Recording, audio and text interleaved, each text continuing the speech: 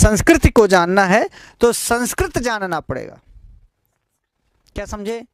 संस्कृति यानी कल्चर को जानना है तो हमारी संस्कृत लैंग्वेज को जानना होगा, क्योंकि हमारा संस्कृति का एक बड़ा हिस्सा चाहे वेदों में हो, चाहे उपनिषदों में हो, चाहे रामायण महाभारत में हो, चाहे किसी महाकाव्य नाटक इत्यादि में, वो सब संस्कृत में है।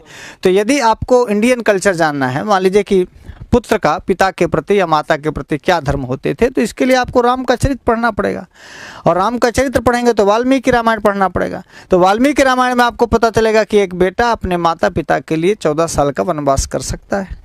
नहीं, भाई का चरित्र देखना होगा तो भरत का चरित्र भी आपको वाल्मीकि रामायण में मिलेगा कि भाई जिस भाई को राज्य मिला वो भाई राज्य न लेकर के बड़े भाई को मनाने गया।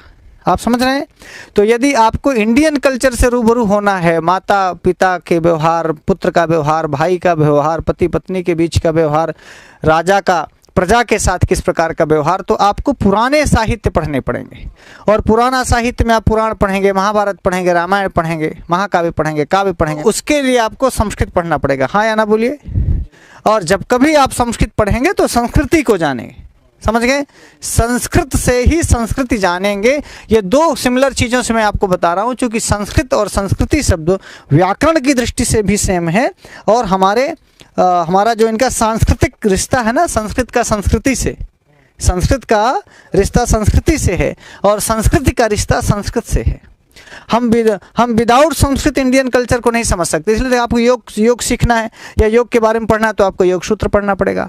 आपको इंडियन कल्चर में दर्शन सीखना है, दर्शन जानना है तो आपको सांख्य पढ़ना पड़ेगा, न्याय पढ़ना पड़ेगा, वैशेषिक, तो वो भी संस्कृत में ही है आपको।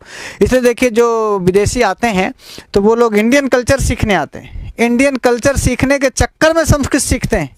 गुरुजी, वो योग सीखते हैं, प्राणायाम सीखते हैं, फिर योग के सूत्र सीखते हैं, योगश्च चित्तवृत्ति निरोधा पढ़ते हैं, गीता पढ़ते हैं, रामायण पढ़ते हैं, भागवत पढ़ते हैं। समझ गए? एक सूत्री कार्यक्रम बनाएं, अपनी तैयारी करें, प्रतिदिन पढ़ें। प्रतिदिन आप में नए नए ज्ञान को लेने का विचार आना ही चाहिए। अच्छे विचार रखिए, वाणी से व्यक्त करिए और उसको कर्म के रूप में करिए। यानी आप शिक्षक बनना चाहते हैं, ऐसा पहले विचार करिए, फिर उसके लिए 2-4 लोगों से सलाह लीजिए, कहिए, बोलिए, पढ़िए, और फिर उसको कर्म के रूप में प्रतिपादित करिए।